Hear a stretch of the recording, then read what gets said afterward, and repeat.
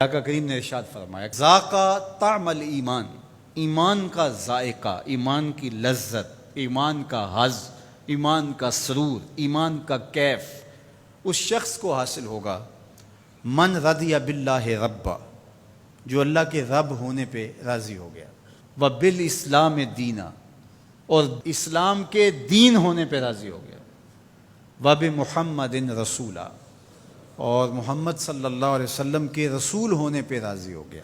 جس کو یہ تین چیزیں نصیب ہو گئی، ایمان کی لذت نصیب ہو گئی۔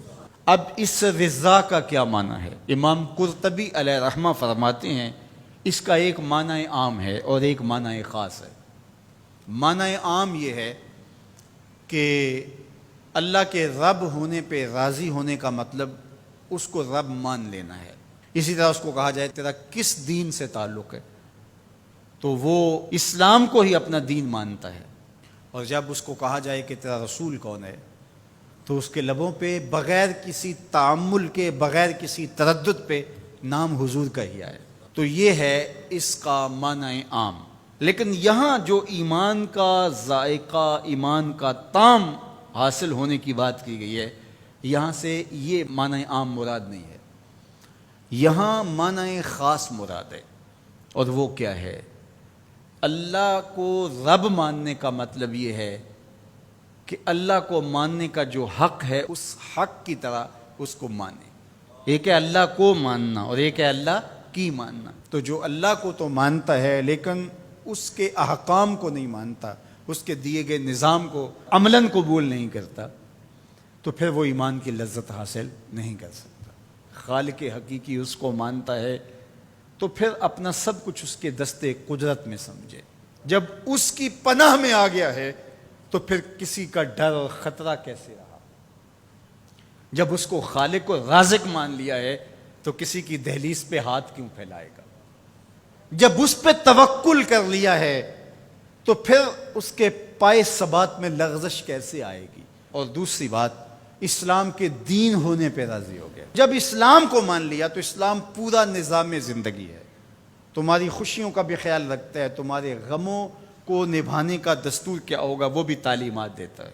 یہ نکاح ہم کر رہے ہیں شریعت کے مطابق اور یہ مسجد میں کر رہے ہیں، اور یہ جو بھنگڑا ڈال رہے ہیں یہ ہمارے خاندان اور قبیلے کے لوگوں کا تقاضا تھا، اور تم قبیلے کو بھی راضی رکھتے ہو، رب کو بھی راضی رکھتے ہو، ایسا تو نہیں ہوگا، ایک کو ہی راضی رکھنا پڑے گا۔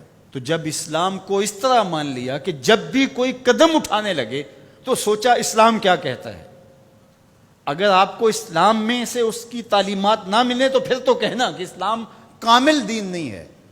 میں شادی کرنے جا رہا ہوں، یہ میرا ایک مسئلہ ہے، تو اسلام اس کے بارے میں بتاتا ہی کوئی نہیں۔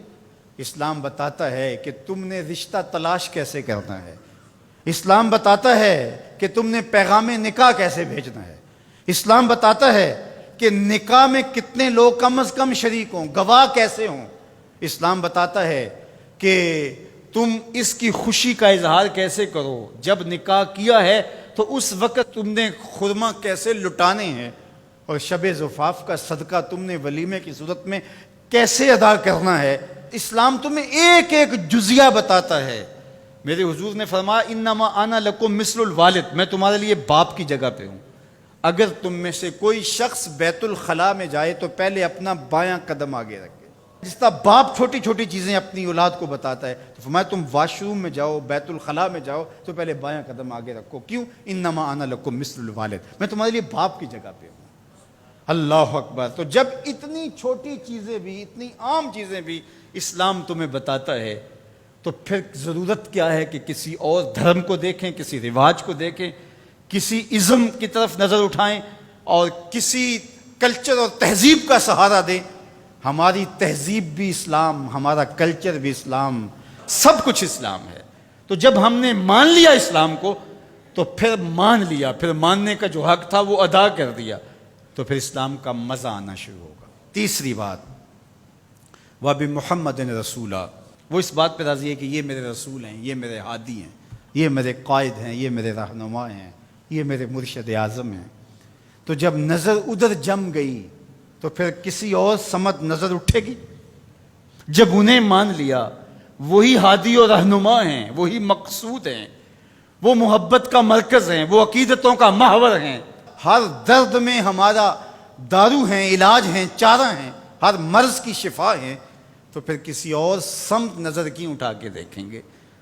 تو اگر ادھر ادھر بھی دیکھتے رہے اور کہا کہ نہیں ہم ادھر سے بھی کچھ لے لیں گے، تو اس طرح پھر ایمان کی لذت نصیب نہیں ہوگی۔